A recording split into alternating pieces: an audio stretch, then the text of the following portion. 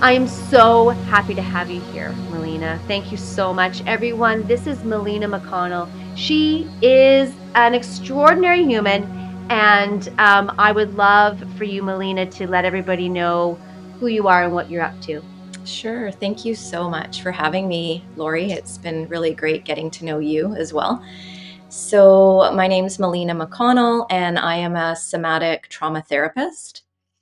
So, I really work from a lens of neuroscience, attachment, trauma, and the polyvagal theory.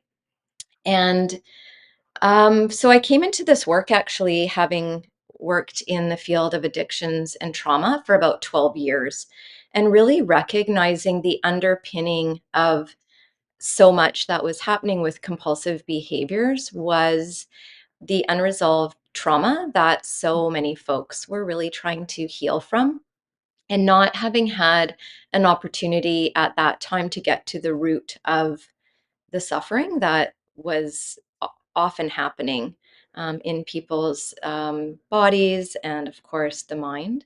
So that led me to really look at how to support people more so from a somatic perspective. So I dove into doing a lot of different trainings over and continue to do so over the last decade and working with IFS and somatic experiencing, transforming the experience based brain, and other specific models and modalities for developmental trauma and shock trauma as well. Mm. Can you explain, define somatic experiencing as well as IFS? Mhm. What does that mean? Yeah, absolutely. So IFS is internal family systems, and it is a model that's designed by Richard Schwartz. He was the developer 40 plus years ago. And it is an evidence based modality whereby the belief is that we are all a multiple sub personalities, so to speak, that we all have organically within us parts, Hmm. parts of ourselves that are affected in different ways through our experiences. So, from the IFS lens, we have four different categories of parts. I'm not sure if you want me to get into Yes, that right now. please. Yeah. I'd Okay. love it. It's the So, definition to help us with that, yeah. yeah, absolutely. So, one of the main areas, generally speaking, when starting with somebody who does IFS work is looking at the protector parts of our system. So, I actually really like to call them helpers, the helping Mm, parts that have come into our system as a way to support something that essentially has happened to us. So we have, they're called manager protector parts. mm. And then we have what's called an exile. So in other healing modalities, we might have known them as like the inner child. But Oh, essentially, Richard Schwartz is saying that we have these experiences in our childhood that we exile ourselves from. So he'll say that part of us is in the depths of the basement, sure. that because it's so painful, that we often will not want to re experience it. So we either dissociate or other things that we do as a way to keep from the pain that an exile is holding. Wow. The other part is protector part is called a firefighter protector. Hmm. And they come by the way often of something very immediate, often compulsive, without any regard to how it's affecting other parts in the system. So that can be things like addictions, other compulsive behaviors. So it's essentially trying to put out the inner burning, so to speak, from the experiences that we've had that are too painful to look at or to feel. Wow. And then we ultimately have what he's called self energy. So I would also sort of refer to it as our life essence. Hmm. At the core of who we are is our self energy. And it's always accessible to us. It's just that these experiences that we've had are too difficult or painful, that they sort of take over the self energy. So we Okay. have the self and then these roles, these parts that come in. I like to think of the manager protectors, like I said, as a helper. It's Mm. like this part that comes into our system to say, never again. Never again am I going to feel something that happened in my past. Wow. And so as we get to know those roles now as an adult, it's like, okay, well, I'm an adult now. Maybe with some work, these protector parts can take on a different role for my system, whereby I'm more capable now as a grown up, if I have more and more access to my self energy, that this thing that I do that might not be helpful or needed anymore, that it can take on a new role for me and for my system. Wow.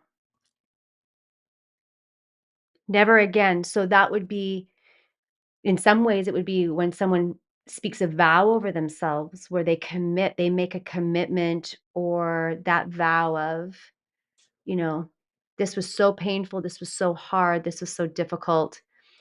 Um, I'm never, ever gonna go there, never gonna do it. And we're always warned about speaking about those things or in those ways. Don't make vows, right? But Yeah. you're you're making a vow because it was so traumatic or it was so painful. That's very interesting to me. So, another way I would look at it, Lori, is also things like our inner critic. The inner Mm, critic is a part, is a okay. manager protector part. So let's say, and I know we wanted to talk about shame today, so I can just Yes. sort of weave that in a little Yes, bit. Is sure. like, Go ahead. Yeah. is if we were shamed as a child, let's say, I don't know, I didn't do very well on uh, an exam at school. So my inner critic, and I felt humiliated, and maybe I got home and I got in trouble, or I was told I was not smart, or I was dumb, or whatever it might be, fill in the blank.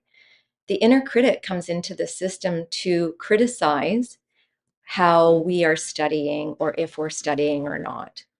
So it's like, oh, you didn't do very well. You need to do better. How come you didn't? You should be doing more, which becomes painful when we have this voice inside of our head constantly criticizing how we're doing something. But essentially, it's saying you need to do better. Because if you don't do better, remember, you're going to feel like that day when you didn't do well on the exam and everyone knew it. And then you went home and you were shamed, for an example. Wow. That would be one part that is trying to protect us from something in the past that we experienced. So then, as an adult, can you give maybe an example of how that would show up? So, as a young child, I hear what you're saying. If I hear what you're saying correctly, that experience happens, it was so humiliating, was so embarrassing, so hard to deal with. Maybe you felt shame from not only your peers or your teacher, but then you go home and you have another experience. These are both places of belonging. These are both places where you find safety and all of those important things. Plus it's Right. in your formative years, so you're open to experiencing and hearing and you're really malleable. So then as an adult, if that was an experience, let's say, how would that reflect itself in adulthood? Mhm. Yeah. So it could reflect in a sense of needing to be perfect. Mm, So again, perfectionism would be another part. So we have the inner critic of you're never going to get this right. You were told you were dumb as a kid, so maybe I guess I must be dumb. So then I have this false sense of my identity in terms of how I am in present time. Perhaps mm, that could be an experience somebody would have. I see yeah, that for sure a lot. yeah. The perfectionistic part of like needing to do everything right. If I don't study 40 hours on this exam, then I might fail, and then I'm going to be humiliated again and shamed. So, as an Mm, adult, now we can recognize again, working through this model of okay, so if I have these experiences from my past that are showing up in present time. How do I attend to that? So Mm. that's where this model can be really helpful. So then, in a therapeutic way, it would be okay, so we have this younger version of yourself, this part that had this experience when you were, I don't know, let's say 12 years old. Sure. And as an adult, can you imagine going to that younger girl and having like sort of like a reenactment even of that Can. experience? It's like, oh, sweet one, I know you really studied for that exam and it was really hard. And then you studied, or maybe you didn't study enough. Mm. I know that you didn't study enough and that didn't feel good. And not only did you not feel good about yourself, then your teacher embarrassed you, your peers found out, and then when you got home, you were punished because you Mhm. didn't study. Or let's say the child studied to their best of their ability and didn't do well. Then it's like, I know you studied, and writing exams is really hard. And I'm sorry that you had to go through that on your own, sweet one inside of me. Ah. And then you went home and mom and dad or whomever got upset with you. That was really hard. And I'm sorry that you went through that on your own. And then, as a way to help that part to feel more understood, we can even go back in and dialogue with, as an adult now, what would I have liked to have said to my parents then? What would I have wanted someone to advocate to the teacher who humiliated me in class? Maybe I go back in a session with an IFS practitioner and have that conversation. If I could have at 12 years old said something, or if someone was there to advocate for me, what would I have liked to have happened? It's basically, in some ways, it's a hindsight. It's looking back. We all have those moments where when you're talking to somebody, you're being vulnerable with someone, and you say, "Oh, if I could go back to my childhood, I Right. would have done it this way." It's That's very similar to that. And it's also using your mind's eye, so you would imagine we all know ourselves mm. as a little child. I have myself sitting on my desk Oh, always, that's so lovely. um, to Yeah. remind myself about, you know, when the world told me who I was, and Mhm. I was 5 when the world began to tell me who I should be. Right. And for many of us, that's what happens, and we all have those moments. This sounds like a really great So that opportunity. belief, exactly. So then we take on that belief like it's the truth. The Yeah, ideas and beliefs of how somebody else perceives us, then we yeah, take that on. yeah. And so in this process, with IFS as well, is the unburdening of that belief is really essential in healing. So we're now unburdening the beliefs and ideas that have been, in our systems, in our bodies, in our minds for all of these years. So at some point in that process, once the protectors start to soften back enough and we can access the exile, that's sort of the idea, is unburdening the beliefs of the who I have believed this younger person to be. Okay. Wow. Okay, so can we move to somatic and Mhm. then define that for us? And then I wanna take us one step further. Right. So somatic experiencing is another modality that I use, as well as a few others. So Peter Levine is the developer of somatic experiencing, and he's been around for over, I think he said, half a century, so 50 years, Yeah. when he started this journey himself.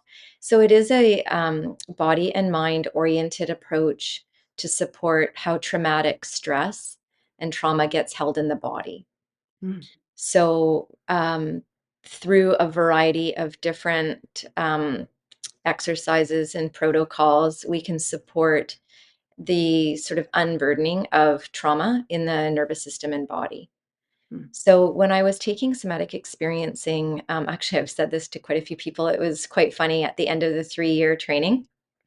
One of the faculty said, "Okay, congratulations, you've graduated kindergarten."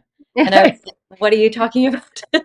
And it was essentially true because that led me to exploring more touch-based modalities. So Mm, at the time, I found somatic experiencing really beneficial for shock trauma, but wow. not so much for the developmental trauma piece. The co-regulating of the nervous system and through touch was extremely beneficial in my own learning and in the practice that I'm working in now in terms of attachment repair and Oh, wow. attunement. So, Attachment repair. mhm. So What's when wounding happens when we are little, yeah. when there's a lack of attunement. So attunement is eye contact to eye contact, right brain to right brain, nervous system to nervous system. I'm Okay. holding the baby, I'm cooing and cawing, and we're having this connection. And it's a nervous system to nervous system connection. Okay. Babies don't know language until they know language.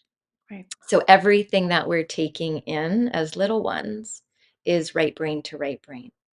So when there's missed cues that are happening, when our parents are doing our best, but they aren't attuning to the cry or the child Mm, needing to be fed, those misattunements over time can cause attachment injury.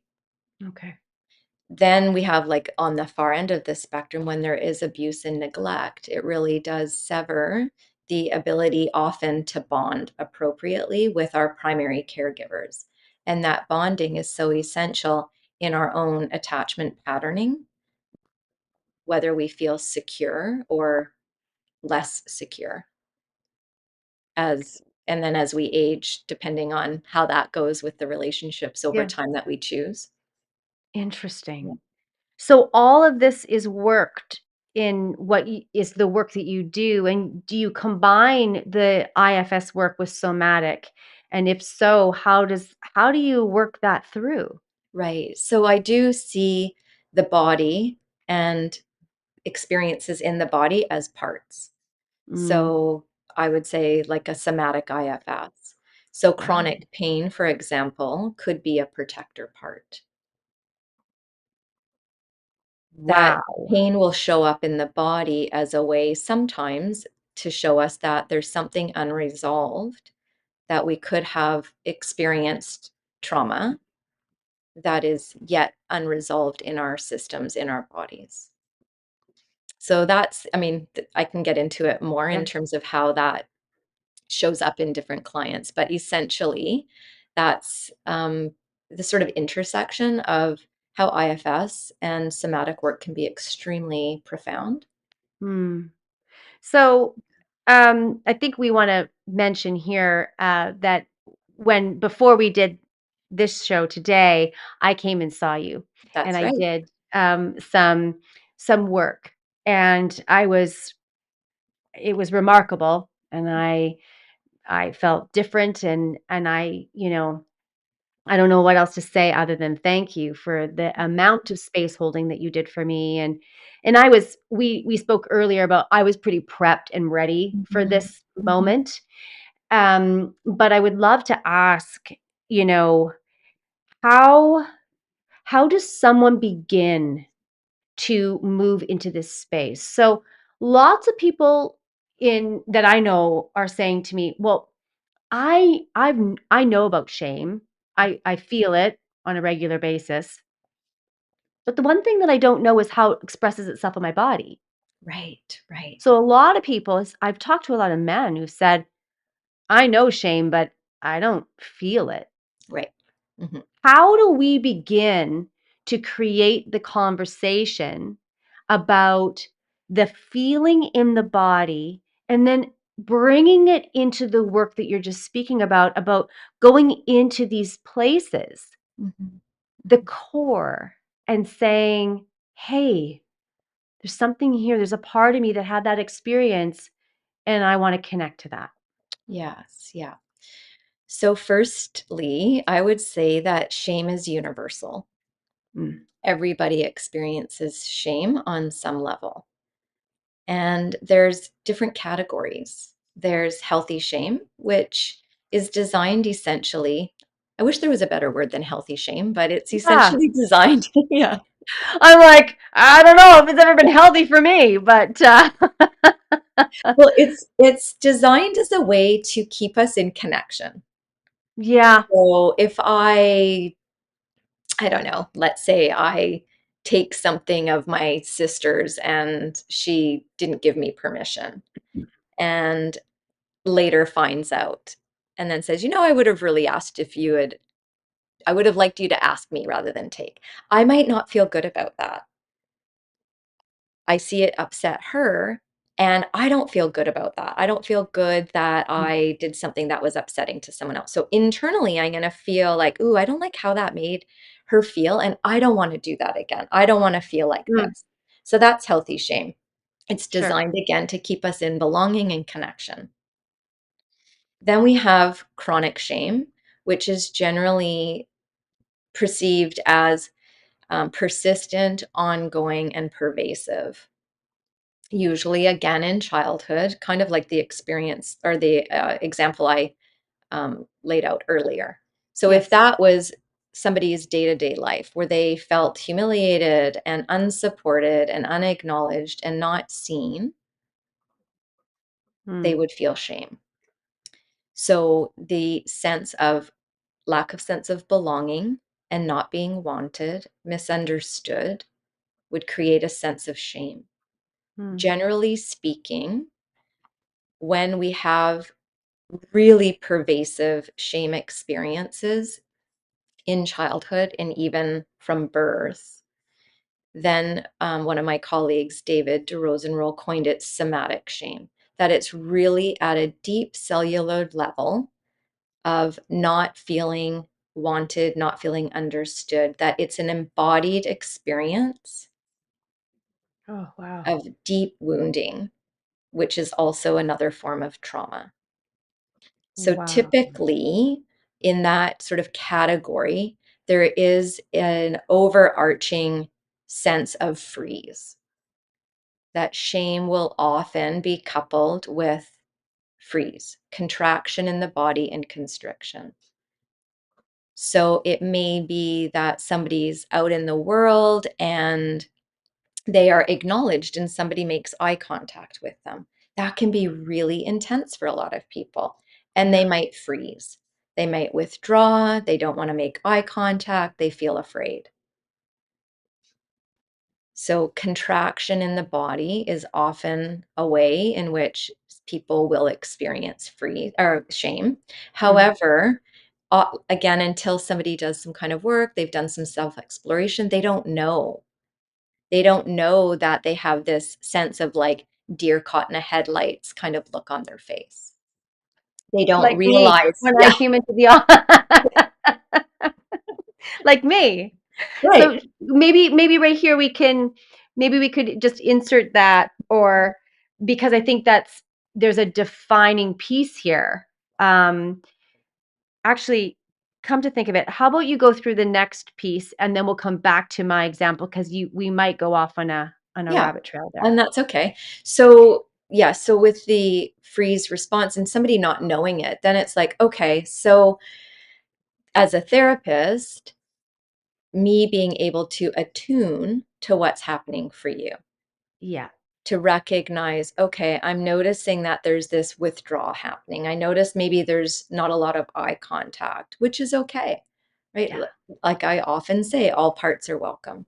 Mm, And shame is also a part. And it's mm. also an experience that we have. It's an internal felt sense. So, coming back to you, Lori, when you came in, like we discussed, there was a little bit of like hypervigilance happening. Yeah. You hadn't met me before. Oh, There was a sequence of events that happened before you arrived. yeah. And your tendency was to be like, okay, I'm here. Let's do it. We're good. Yeah. And I said to you, I'm just going to invite us to slow down for just a moment. You don't know me. You've not been in this space before. Let's just take a moment. And my head said, I got this. Yeah, I right. got this. I'm I know how to do this. My body, on the Yeah. other hand. was having its different experience. Sure was. That's right. Well, my pride was saying, "She needs to know I'm cool. Right. Yeah. She needs to know I've got this covered." Well, Yeah. because I didn't wanna experience shame. Right. That's right. Yeah. And again, I'm not judging. We No? all have these parts. Me being attuned to, okay, I think this is a really good opportunity for us to just take a pause and slow things down a little bit can be extremely triggering for someone who wants to just go, go, go. So again, it's like that titration being doing a little bit, taking some away, doing a little bit, like moving through this sort of ebb and flow. It's like, let's just take a pause for a moment and just, I'm going to invite you. And that's when I invited you to take a little orienting around the space and then noticing what was happening inside of you. And as odd as like, as m important as that was, it was so odd for me because as I think about it and when I walked away from the office, I said to myself, "How interesting." And I thought of this moment where I was sitting there and you said, "Just take a look around." Mm, And I had already done it. I'd right, already observed, I knew where everything was in a right. matter of seconds, because that's what hypervigilance for me Mm, always knows. mm, You know, right. I know where everything is at all times because safety is important. Um, and I remember thinking, you don't want her to see how broken you really are. Mm, yeah. And it was so beautiful because I can identify that now in places. Now having this experience and learning about IFS myself, I'm able to see that that's okay to even think that way. It's a part of me that is asking to be released. That's reminding me of something, that it's not just this crazy cycling narrative that's trying to suffocate me. That it's my experience of my life is wanting a voice, it's wanting to speak, Hmm. and connecting to you is a way of doing that. And when you said to me, "Okay, so just let's just take a moment," I said to you, and you said, "Let's just breathe." I said, I cannot breathe past Hmm. this incredible shallowness that I'm experiencing right now."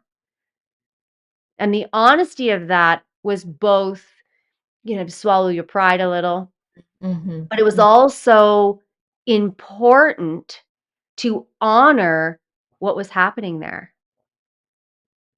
Yes, absolutely. That's right.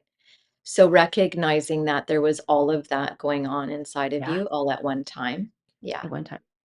So just a couple things that I wanted to just acknowledge, if that's Yeah, okay, is the sure. idea of being broken.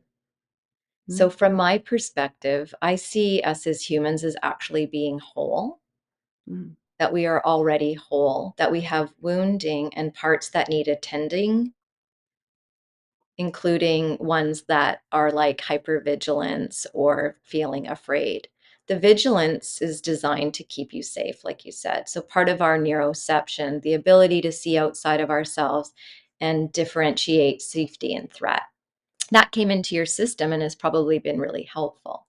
And now, over time, getting to know the vigilance as a part and that it's trying to protect you, looking at, okay, as an adult now, likely the protecting that I need is different than when I was a kiddo, for example.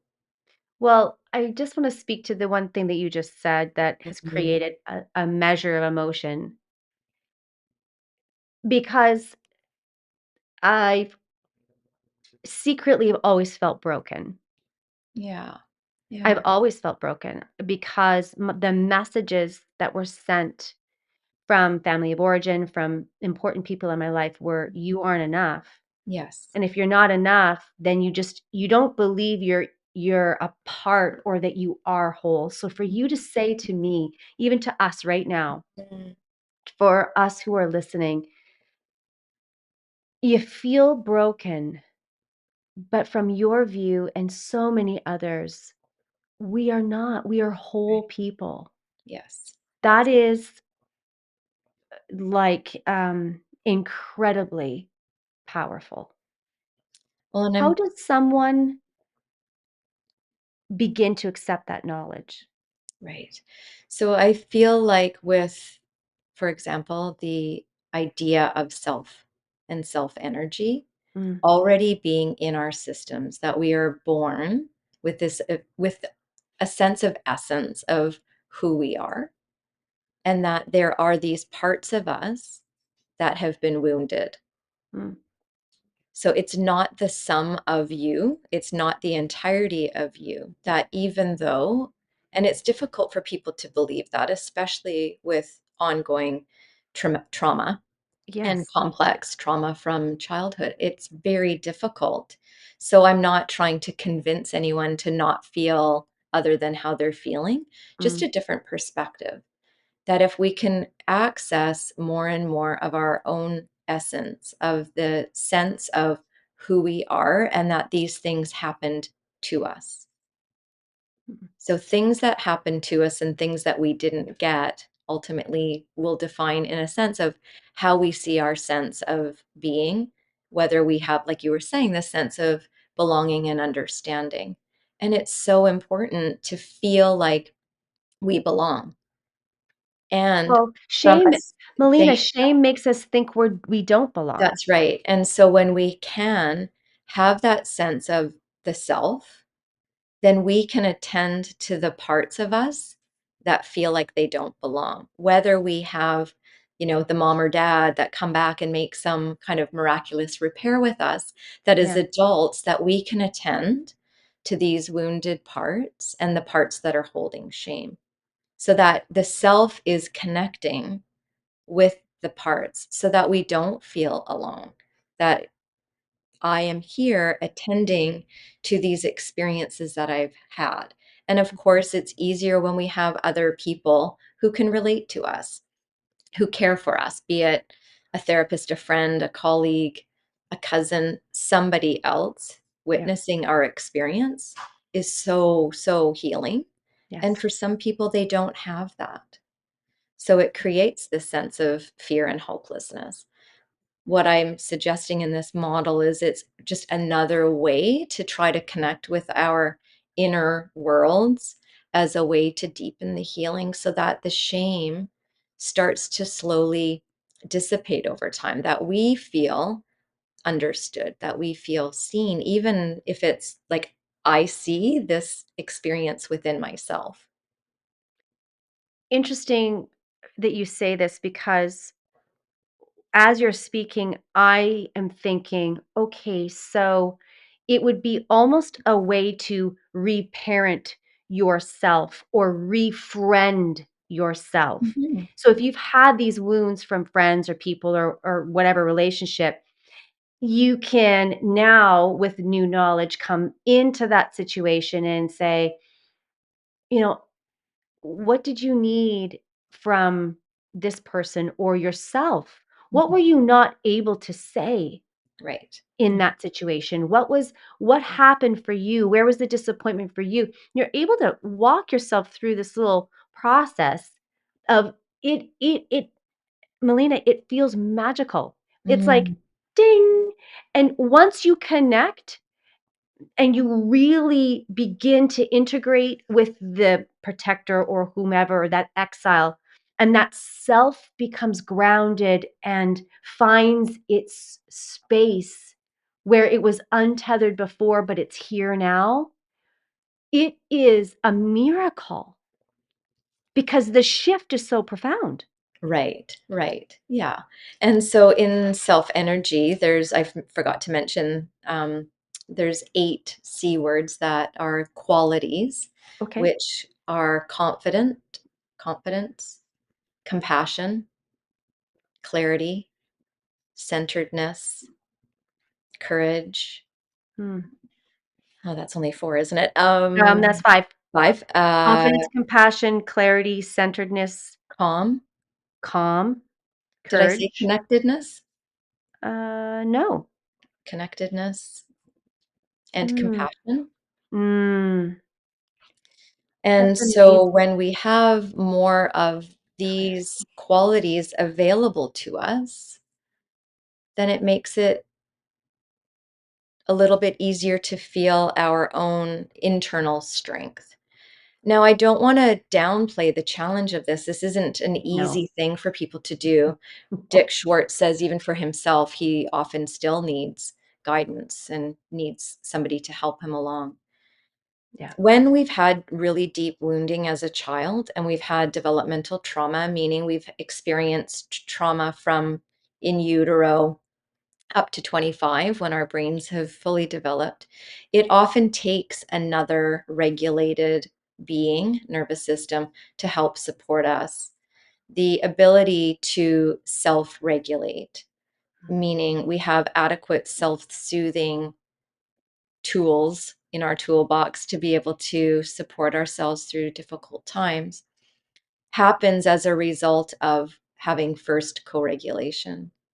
So we have co-regulation, like I was describing at the beginning, Hmm. nervous system to nervous system. We have a healthy nervous system supporting ours to feel calm and regulated, Yep. helping us to feel secure in who we are. So I don't want to minimize the impact of these big experiences that we've had.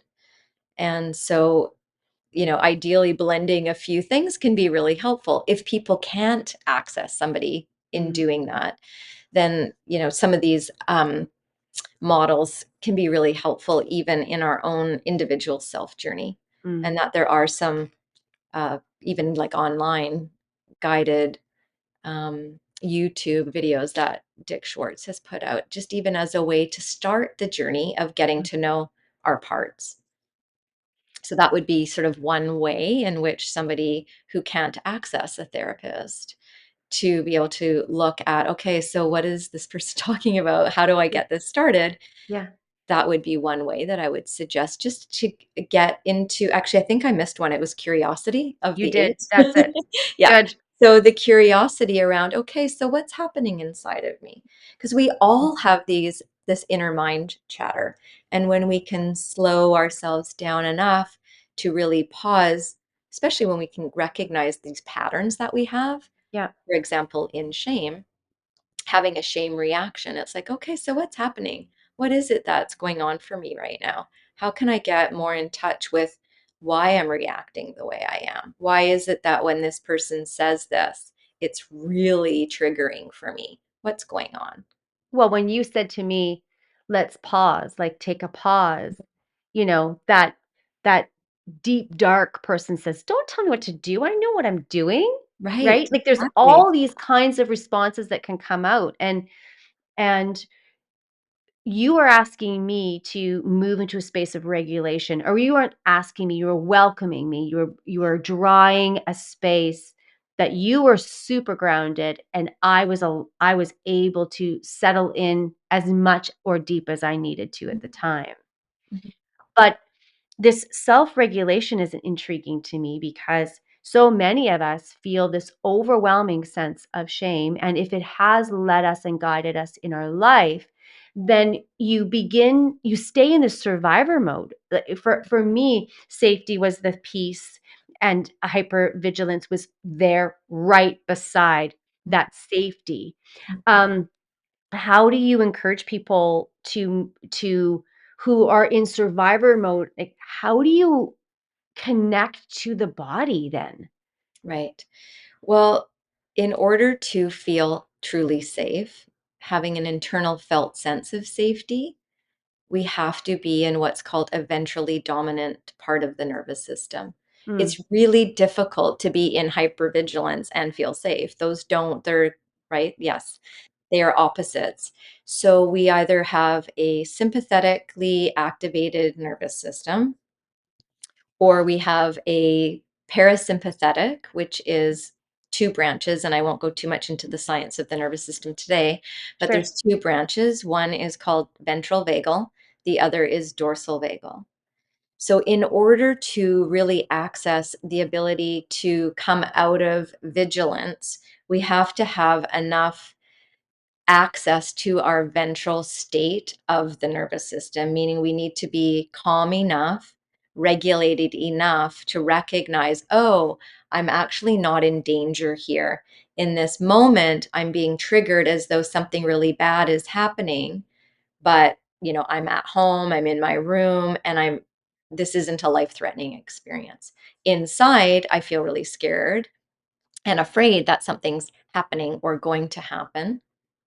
So the regulation, the ability to recognize, okay, this is a past experience Mm. that I've had, creating this unease in my body, this arousal, this activation.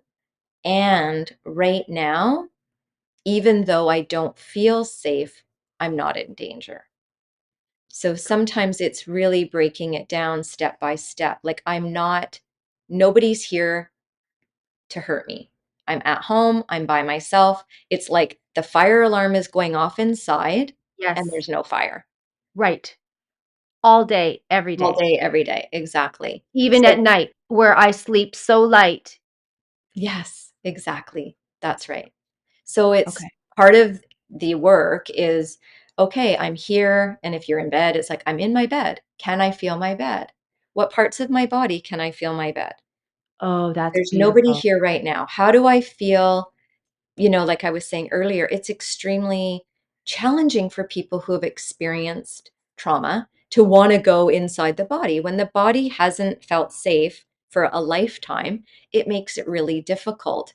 Mhm. Generally, I wouldn't ask somebody, let's just pause and go inside. But No. I knew enough about you, Lori, that day where I'm like, okay, let's just take a pause Yep. and just see. I want an opportunity here for you to notice what I'm noticing. So I notice you're not noticing. So I'm going to Yep. bring this really gently to your awareness so that you can sense it. And then, of course, we went on in the session. We So did. when someone's on their own at home and the smoke alarm is going off, it's like, okay, what is actually happening? I'm actually here. Like I said, I'm on my own and I'm not in danger. So that's Mm. where, okay, can I notice my breath? Can I notice I'm breathing in and out? Can I notice some part of me that feels connected to, I'm sitting here in a chair. Yes. So if I can't go inside, what can I do outside? I'm feeling my feet on the floor. I'm feeling my hands on the chair. Can I slow my breath down enough to come out of this strong sympathetic state that I'm in? So being able to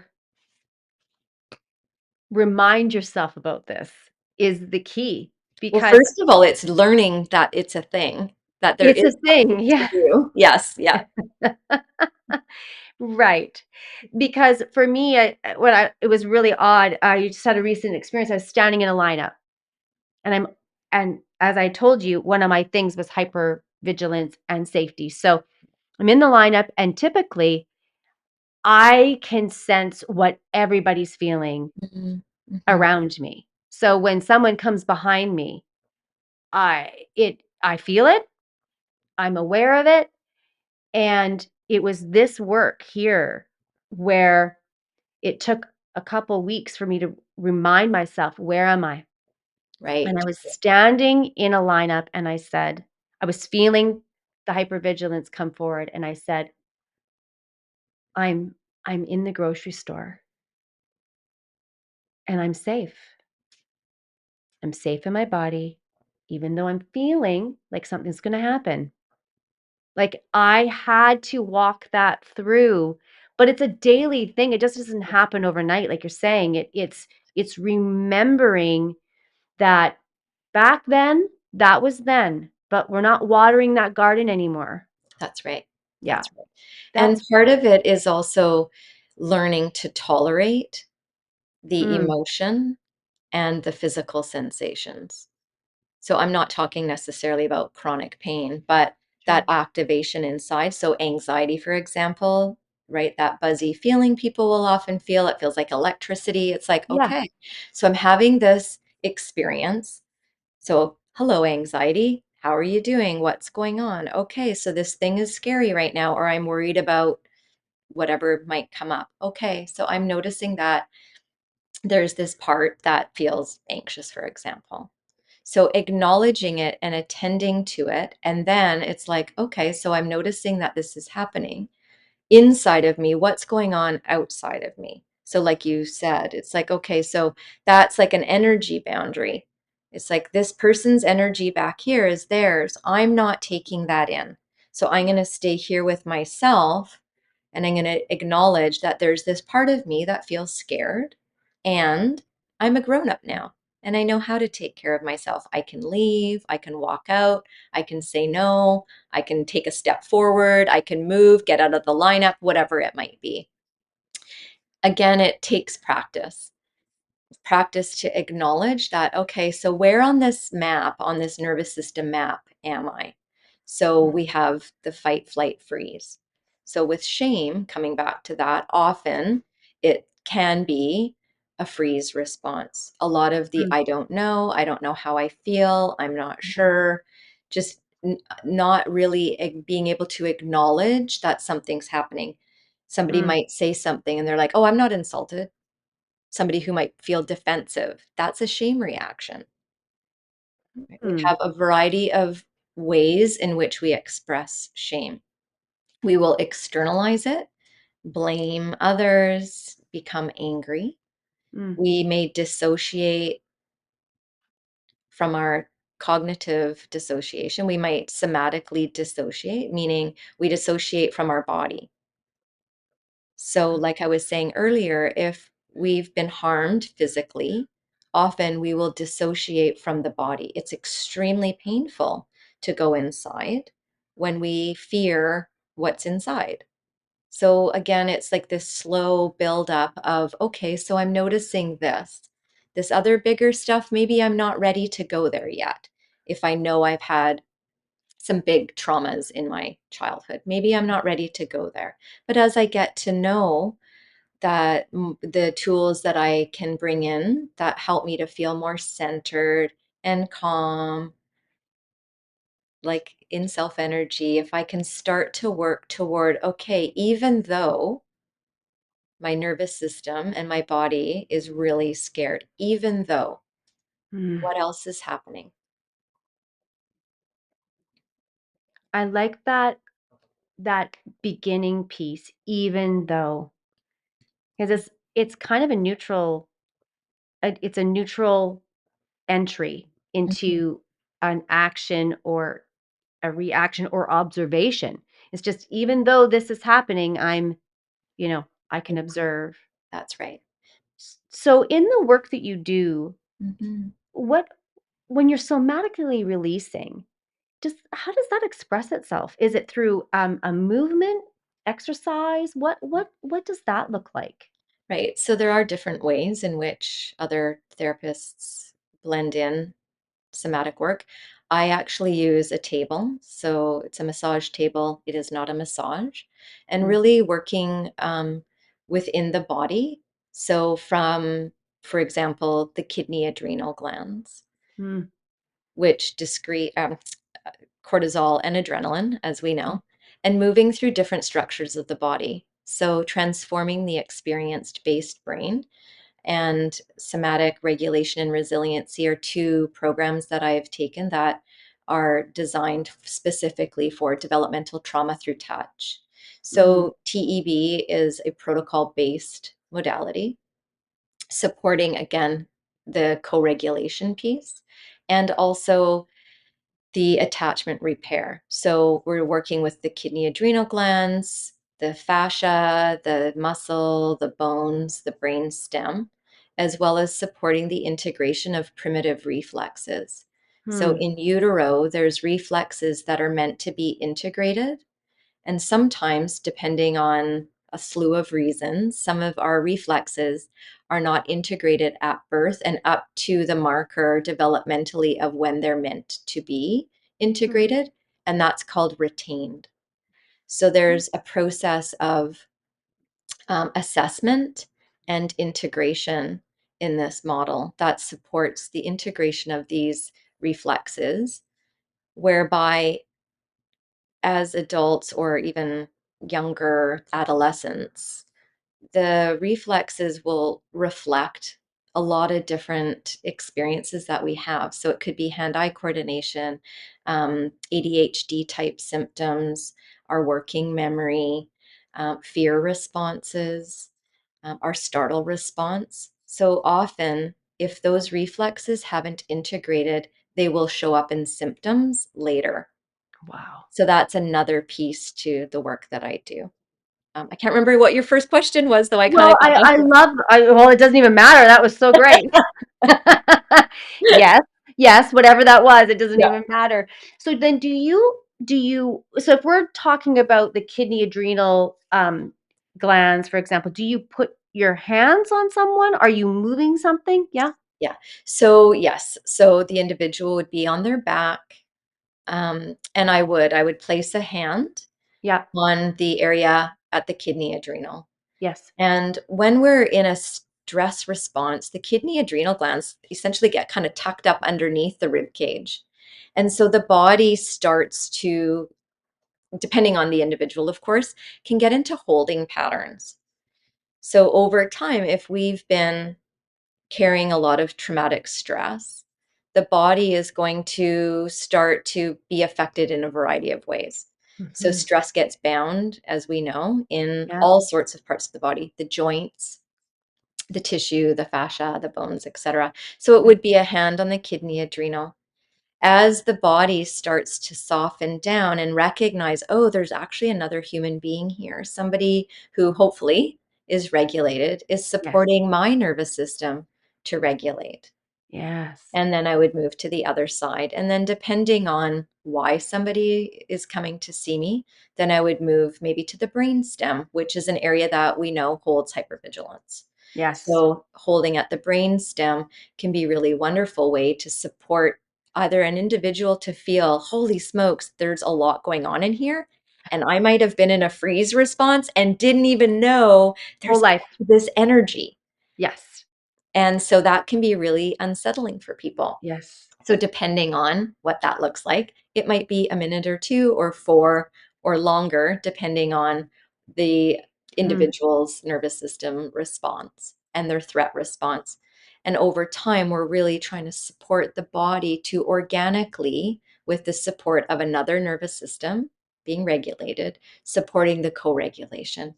This Wow. is essentially what was meant to happen when we're here and we didn't Oh, get it. And so we're doing that now. So that's the repair. wow. And as we start to feel more and more regulated, the other life decisions that we need to make and our behaviors start to change. It's like, Mm. oh, I used to be at the grocery store and I would notice everybody behind me. Now I'm at the grocery store and I notice, and it's kind of okay. I don't Yeah. really like it when people are close to me, but I'm not in this fight or flight. So that over time Mm. is generally how we start to see it. That slowly over time, the body starts to let go, particularly like we talked about with shame, to Yeah. let go, to feel like, oh, there's actually somebody here. This person actually cares. They're here because they're trying to support me to feel more regulated. Wow. And that's really, really deep and profound healing. It is. Mhm. I can only imagine because in my body, as you're speaking about the body, and I would encourage you as listeners, if you're watching or listening, I'm sure you're becoming aware of your body. And for me, what I noticed is that as you're speaking, I was clenched. Everything about me is clenched. Right, right, And it's almost like I'm stuck in this, you know, like my butt's clenched, my back's clenched, my sides are clenched, my one shoulder's like, I just notice the why am I clenching? right. So it's a pattern, right? So if we know Yes. we have the pattern, and that's the sort of first step of body awareness. So Okay. I would often invite clients to just start noticing. Notice Mm, when you're driving and you're at a red light. That's how I first noticed when I started okay. this training, Yeah.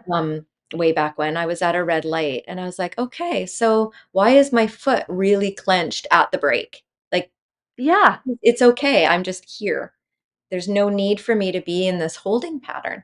Or I would be doing the dishes Yeah. and I would just bring awareness to my body. How am I standing? What am I noticing? Yes, is my butt clenched?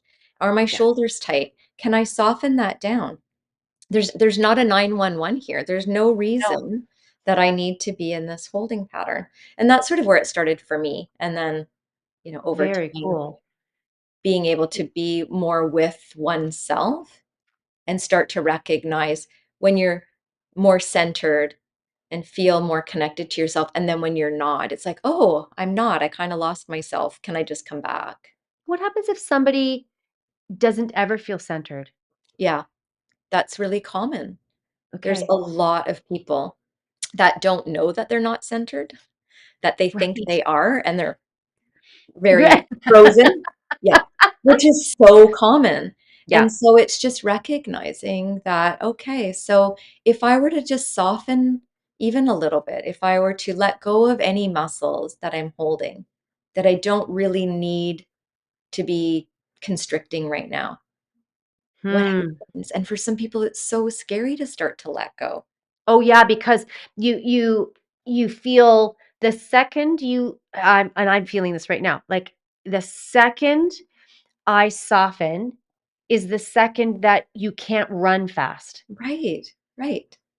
Yeah. I'm But if, positioned to run in yes. whatever direction. The need for being accessing agility right now Mhm. Yeah. is profound. And as I've been diving into this work, I've been noticing those things more. And I'm glad you mentioned Richard Schwartz's videos online, because I Mhm. was going through some of them. Okay. And as you begin to look at the IFS and you watch him, it leads to other people who are also practitioners talking about it, and different people's perspectives is Right. always really helpful for me. Yeah. And so but, that kind of opened the door to all of this understanding, but you've really layered on some things here that I hadn't heard before, and so, especially with the somatic piece, it it is no wonder that you're saying that you believe people are whole, because you are seeing me when I come to see you in my wholeness, Mhm. Right. which is not something that I'm seeing. Mhm. And that is absolutely powerful, and it's just beautiful. Yeah. Yeah. As Hmm. are you. Thank you. Any takeaways for people as we wrap this up? So, Mhm. what can we offer them as a next step? Um, but what are we offering them right now? Like, what if someone's going, okay, okay, Yes. I, I, Yeah, I'm tentative, but yes. exactly.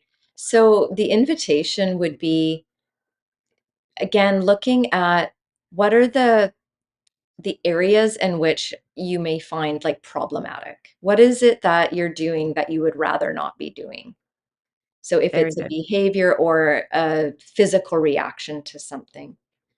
So freeze again would be a part. So let's say if someone's noticing that they brace and freeze and they feel like that deer caught in headlights, it's like, okay, so what's actually happening for me right now? Oh, I'm afraid that this person's going to yell at me or something like that. So just having that ability, the pausing can be so helpful to slow things down, even just a little bit, to recognize, okay, generally I react like this, be it physically or outwardly in a behavior. What is actually happening? What is going on inside of me right now? Is it a thought? Is it an emotion? Is it a past experience that's reminding me of what's happening in present time? So that little pause can be really helpful to have a moment to self-reflect. And then if we have quieter moments, noticing, like I was describing, what are you feeling inside? Can you go there? Can you notice your feet on the floor? Can you notice the environment? Orienting can be really helpful and it can feel Mm, really threatening. Take right. a look outside of oneself. If you're standing in the grocery lineup, looking around, what am I noticing about other people? What do I Mhm, notice about myself? That would be a way to start. And then, of course, there's, like we talked about, some videos online. There's lots of really good books to read, lots mhm. of podcasts. Deb Dana has a really good one called Befriending Your Nervous System. She's wonderful and really spells it out in easy terms for people to understand so that you don't have it's not too sciencey. Yeah, Um, those would be some things that I would invite listeners to be curious about. sure. Yeah. Um, yeah, I'm not In sure if you had any other things in mind, Lori. I didn't. The one thing that as you were just saying this last piece, I always tend to go to the why. Why am I doing this? Hmm. That is not what you're saying. No, so You this are is not not, you're making a very clear distinction right, here because in my head, I'm speaking for me, but I'm sure right. people are out there going, Why do you I do this? Why don't I do that? That's why don't I right. do this? Why am I feeling this way? What's going on? That's not what you're asking. You're asking it's not going there. It's Right. that's triggering actually because the truth of the matter is we don't actually know why we're doing what we're doing. We don't. Sometimes we don't, and sometimes we do. And again, it's the pattern. We are Mm, doing it because it's familiar. We are doing it because at one point, that thing that we did helped us in some way. It's just not needed, maybe in present time. So there's that piece. yes. So this is not left brain work. This is not the meaning Okay. making, trying to figure it all out. Of course, we need that part of our brain. We need our prefrontal cortex. However, when Mm, we're in a state of arousal, we want to be more in the body. We want to be able to take in more of the information from the mm. body up to the brain. Okay, So, so I have to just interject mhm, here because my whole life I had this one question mhm, that I asked myself on the daily, maybe at some points it was almost every hour, but what or why? yeah, Whatever the question was, why do I have to go to my room? Why, when this person comes home, when my father comes home, I have to leave and go out and play in the yard? yeah, Why do I feel, you know, insecure and it's just a look? yeah, I was always asking myself why, and it was always framed around me that I had been making an error in some way. right. Well, oh, sorry, go ahead. And you are not saying that. You are asking us to go in into a different space that you're saying that that's the left side of the brain. What you're asking is us to stay over in this other space that is, I would use the word gentle and kind Right. versus the hard Yeah, approach I'm taking to myself. right. So the why makes sense. You asking why did I have to do this? Why couldn't I do that? It was that you were trying to make sense of your experience. Right. So it makes a lot of sense that if those answers weren't coming to you, if somebody didn't say, you know what, Lori, your dad had a really stressful day at work and he needs time on his own right now. And so it might be better if you go out and play and let's just let dad do his thing. Right. There would have been some understanding there. Mm, But as little kiddos, we don't know dad's having a hard day. We no. think, what's wrong with me? Why can't I be in the house? Right. So we internalize that as, like you were saying earlier, something's wrong with me. And Mm, then we get shamed for our experience. So, of course, we want to know why. Why can't I do yeah. X, Y, and Z? So now it's like, okay, so these things happened, and I had those experiences when I was a kiddo, and we can go in and ask the why. It's kind of like, oh, sweet one, when you were outside and you had to feel like abolished from the family, I'm so sorry that you went through that. And Wow. you can update that part Hmm. that, you know what, dad, he didn't have the coping skills that he needed to be able to be around us kids and have a hard day at work. So the only thing we could do was go outside. And I'm so sorry that you had to feel like it was your fault that dad couldn't cope. Wow. So that would be a way in which you could Yeah. do that. So Mm, it's not that we're not thinking or that our thinking parts aren't important. It's that we have this whole other system, our bodies, that we mm, also take information in. Yeah. The statistics say 86% of the information we take in from the external world is from the body to the brain. And we're so like left brain dominant in our culture. So this is an invitation to recognize the other parts of ourself that are often not paid attention to because of not being taught, not having an understanding that it was important, etc. This is remarkable. Like I stopped taking notes. I'm like, I'm gonna look at this again. I'm gonna be in this video editing and doing the different things. So I'm gonna take a lot. Yeah. This is so great. Mhm. I feel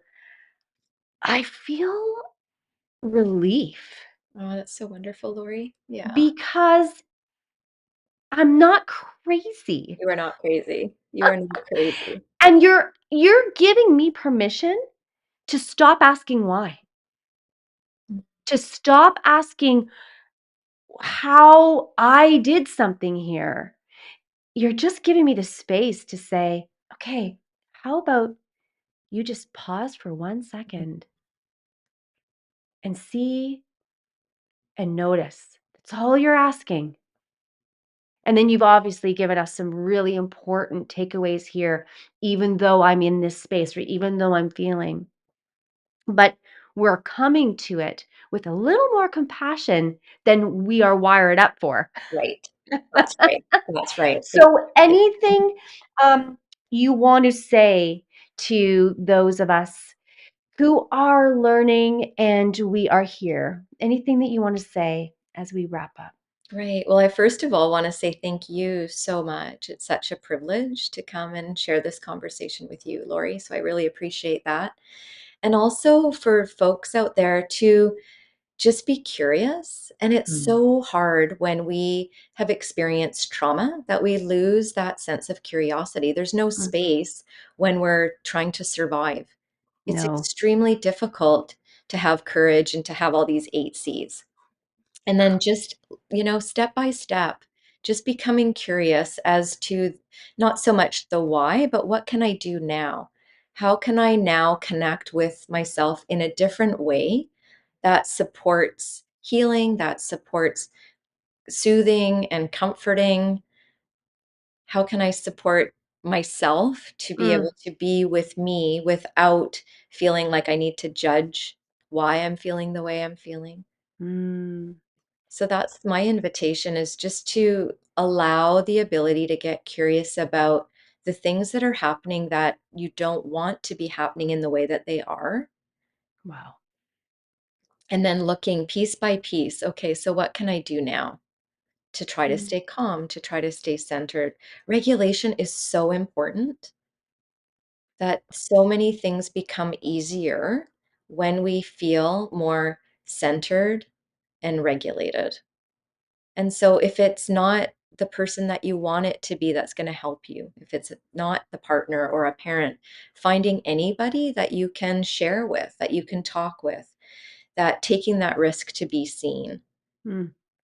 recognizing, of course, the boundaries around that as well is essential. Yes. But are there people that you'd like to share these experiences with, or something about yourself that you've been afraid to do? Because the more we can connect and relate to one another, like we heal in connection of other people. We Wow. generally don't heal completely alone.